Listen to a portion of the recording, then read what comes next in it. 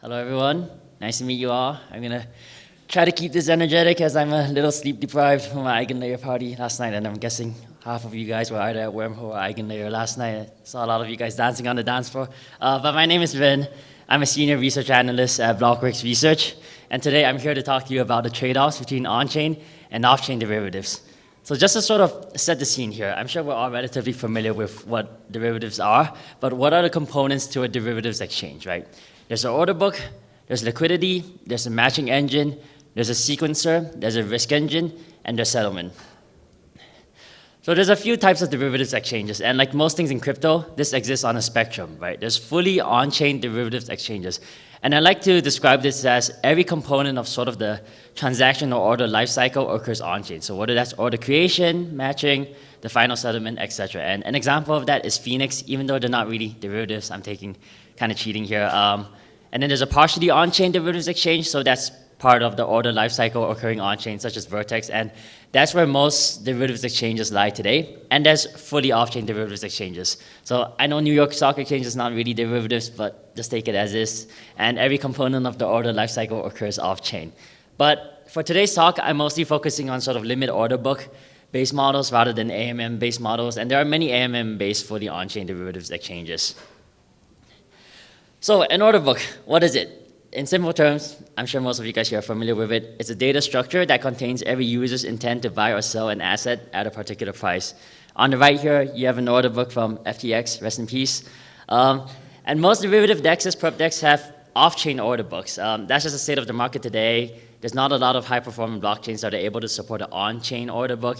And so a lot of these perp dexes just run a single centralized node or server, right? And you can plug into the order book to an API and SDK, and that's probably what most of the market makers do.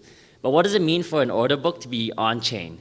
Every order and event, whether that's an order being placed, an order being taken, an order being canceled, is literally stored on-chain as a piece of data.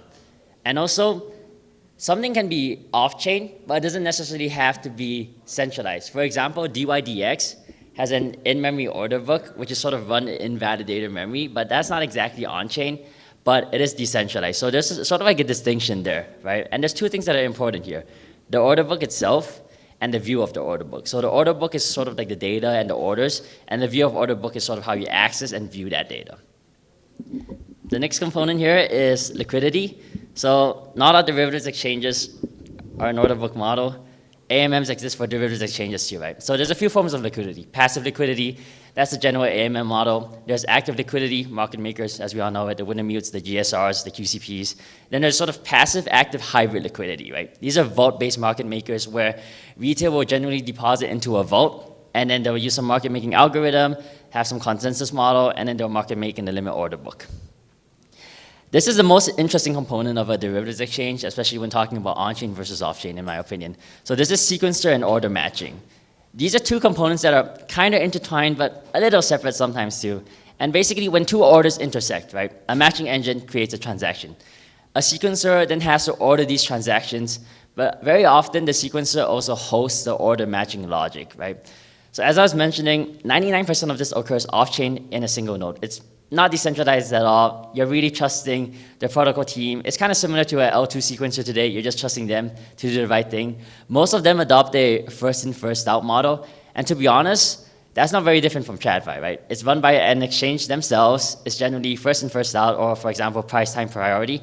And they have a lot of power. You know, it's kind of like a builder role in sort of like Ethereum, and you can do everything malicious you want. You can reorder transactions, whether that's a stop loss cascade, you can snipe still orders, you can sandwich orders, or for example, you cannot even create a transaction when one should have been created. And you don't really have a say in that because the order book is held off-chain, the sequencer is off-chain by a single entity.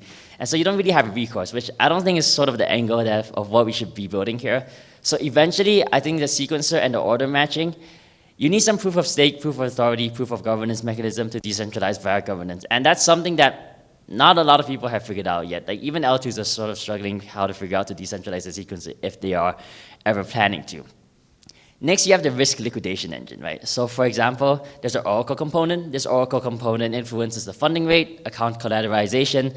Sometimes there's sort of like Oracle MEV that's available. It determines things like initial margin, maintenance margin, canceling orders, liquidating assets, and sort of just protocol governance to determine the insurance fund and how losses are socialized. So in TradFi, you don't really have this like automated risk and liquidation engine. For example, a broker will margin call you and you have a certain period of time to put up their margin. If not, you will get liquidated. And in TradFi, these brokers kind of get to play God, right? There's some rules that you have to agree with. And if they kind of want to walk back on those rules, for example, that nickel trade that like blew up like the London Commodities Exchange for a bit, like they basically walked back on that and they got to play God. And I think half of the role of crypto is so that no one really gets to play God.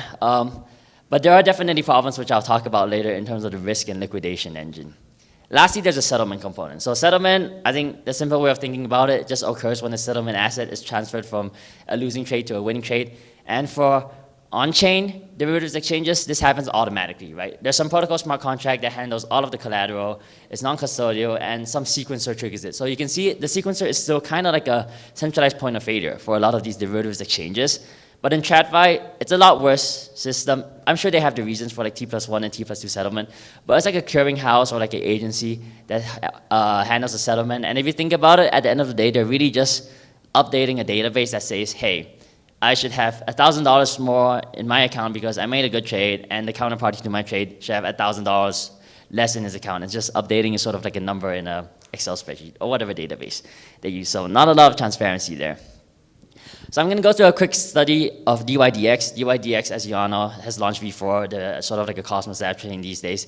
They had an attack last year in November where the price of Yearn increased by 170% in like 2 days or so, and then it subsequently nuked by 40%. Open interest increased from 0.8 million to 67 million. This guy created multiple positions across like hundreds of wallets, and he continued to withdraw unrealized profits and open new positions. And basically, with no liquidity to liquidate all of his positions, a lot of his positions basically were liquidated below the Oracle price and where his account ended up in negative equity. As a result, this cost DYDX 9 million, which is a non-trivial sum, considering that their overall insurance fund is 22 million. And these type of insurance funds take a significant amount of time to build up, especially in a bear market. As a result of that, DYDX revised their margining requirements, they increased their initial margin fraction, and they improved open interest monitoring and alerting. And I think a question here that I often ask myself is, would TradFi T+2, or I think now T+1 settlement, have prevented this? And I think, yes, obviously it's a centralized point of failure, they could have rugged you, but TradFi could have prevented this. Is that something you want? I'm not sure. I'm in sort of leaning the camp of like permissions in markets. You should design a robust enough system to sort of prevent these instances from happening. And that's on you, the protocol, or the DAO. Furthermore, this is a case study on the architecture of DYDX. So they're sort of, I would say, fairly at the forefront of derivatives exchange architecture, right? For example, they have an invalidated memory model. That means their orders are stored in validated memory in a hardware node.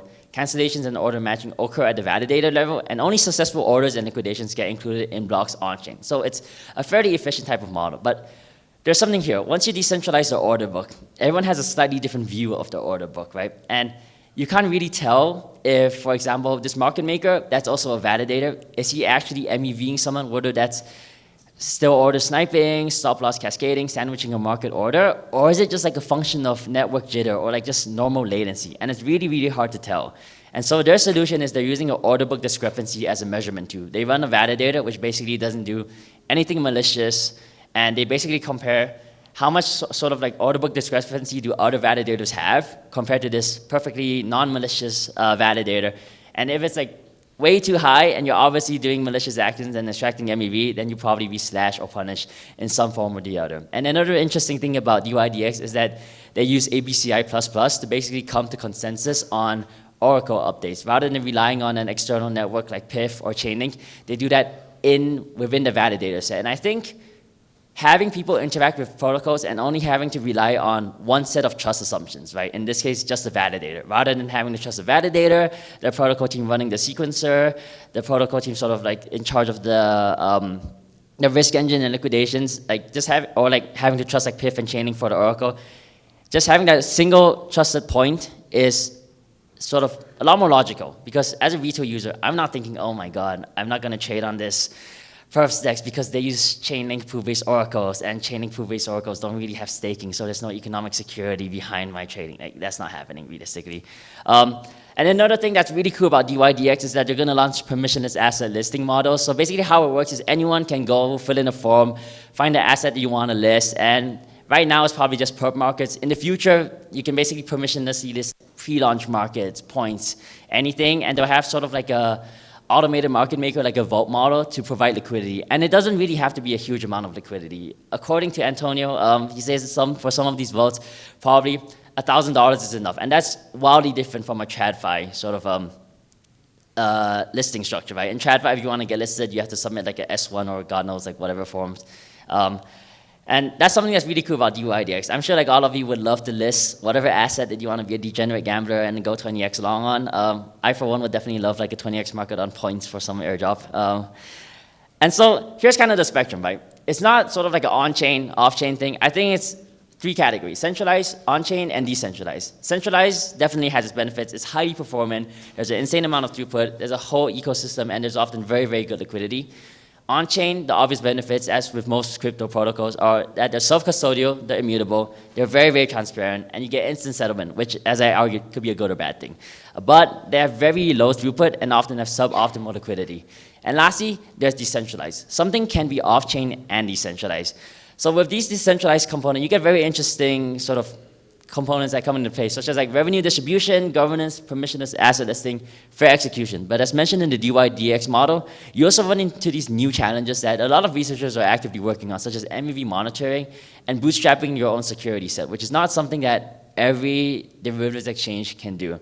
And I think one last point I wanted to end off here is incentives, right? One of the strongest points of crypto is that you're able to use crypto economic incentives to bootstrap anything, really, whether that's your perps DEX, your DPIN protocol, your DEX, whatever. And I think that's something that will eventually differentiate TradFi and on-chain derivatives exchanges, especially in the long-term incentive alignment, which is something that we don't really see these days. Maybe like the best example of that is Robinhood. You get commission-free trading, and then Citadel pays Robinhood for payment for order flow. But I think there's a lot of design work to be done around long-term incentive design and alignment, and I think that's one area that's really, really exciting about sort of decentralized and on-chain derivatives exchanges. But that's all for today. If you want to find me on Twitter, there's my QR code. Hopefully you enjoyed this talk, and have a good day, guys.